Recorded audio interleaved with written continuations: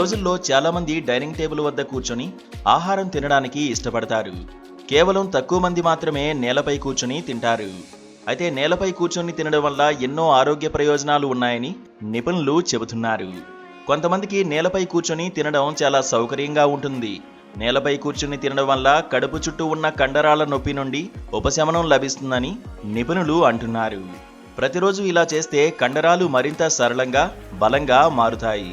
ఈ ఆసనం వివిధ శారీరక నొప్పుల నుండి ఉపశమనం కలిగిస్తుందని కూడా ఆరోగ్య నిపుణులు చెబుతున్నారు. ఆహారం ఉన్న ప్లేట్ నేలపై పెట్టుకుని కూర్చుని తినడం వల్ల జీర్ణక్రియ మెరుగుపడుతుంది.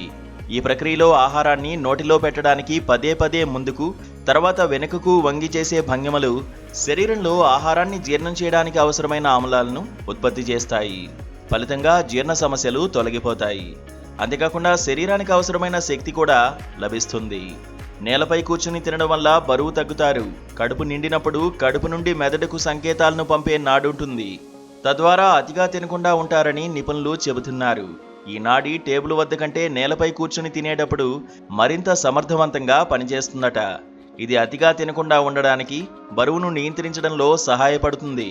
అంతేకాదు టేబుల్పై కూర్చుని తినడం కంటే కుటుంబ సభ్యులందరితో కలిసి నేలపై భోజనం చేస్తే సంబంధాలు బలపడతాయని కొందరు అభిప్రాయాలు చెబుతున్నారు. అంతేకాదు మనస్సు కూడా ప్రశాంతంగా ఉంటుందట.